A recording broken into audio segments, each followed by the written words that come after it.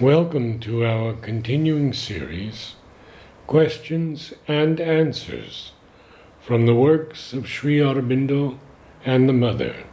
Today, Food, Part 7, from the Mother.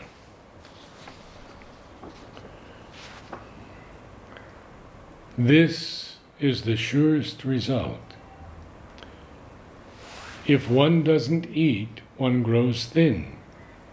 So if one is too fat and wants to grow thin, it is a good means, but on condition that one doesn't pass the day thinking of food, because then, as soon as one stops his fast, he dashes for it and eats so much that he gets back all that he has lost.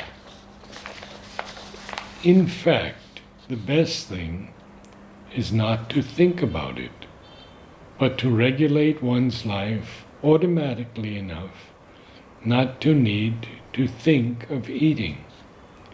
You eat at fixed hours, eat reasonably.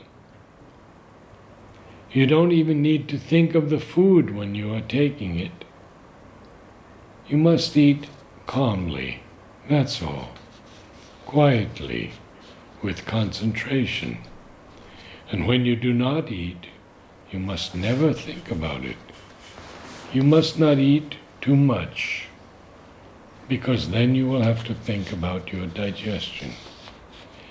And it will be very unpleasant for you, and will make you waste much time.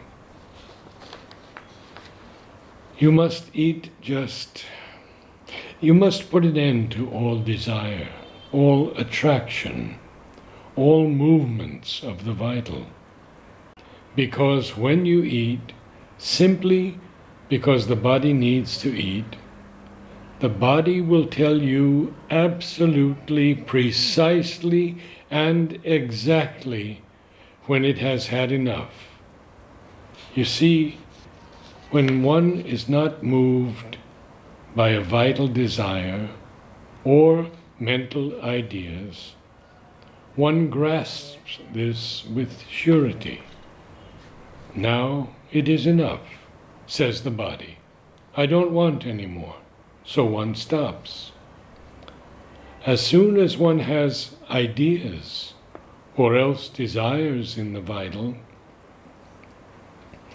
and there is, for instance, something that you like particularly, because you like it particularly, you eat 3 times too much of it.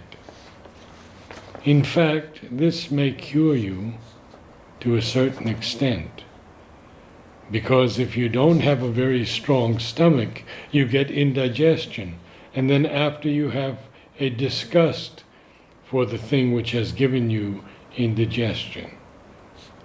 Still, these are rather drastic means. One can make progress without having recourse to such means.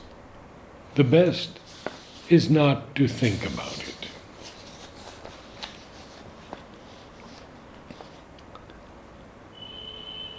Of course, there are people who prepare food for themselves and for others, and who are obliged to think about it, but just a very little.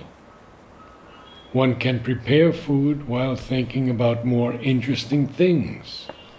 But in any case, the less one thinks about it, the better. And when one is not concerned with it, either mentally or vitally, the body becomes a very good indicator. When it is hungry, it will tell you.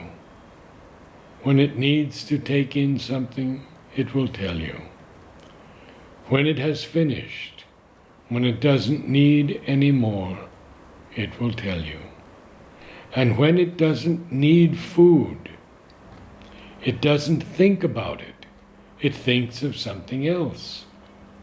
It is only the head which creates all the trouble. In fact, it is always the head which creates the trouble, because one doesn't know how to use it.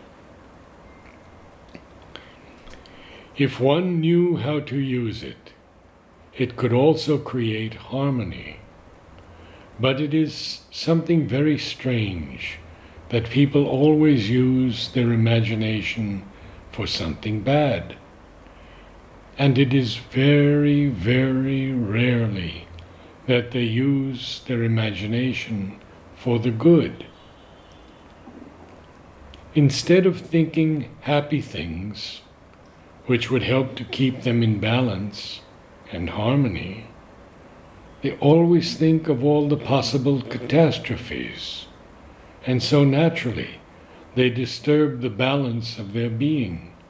And into the bargain, if they are unfortunate enough to be afraid, they attract the catastrophes they fear. There we are. That's all? No questions? Good night, my children. Question. Sweet Mother, people often say that our food does not contain enough vitamins and protein. The doctors claim that this is why we have so much physical and bodily suffering. Is it really the cause? Does food have such an important place in life? Mother, for those whose consciousness is centered in the body, who live for the body, its desires and satisfactions, those for whom the truth begins and ends with the body, it is evident that food is of capital importance, since they live to eat. The doctors are always anxious to throw the responsibility for their incompetence to cure on the external conditions of life. If one wants to see the truth of the problem, it is this: only an enlightened body, balanced and free from all vital desire and mental preconception, is capable of knowing what it needs in regard to quantity and kind of food. And it is so exceptional to find such a body that we need not speak of it. Apart from that, one must act for the best and not attach too much importance to it.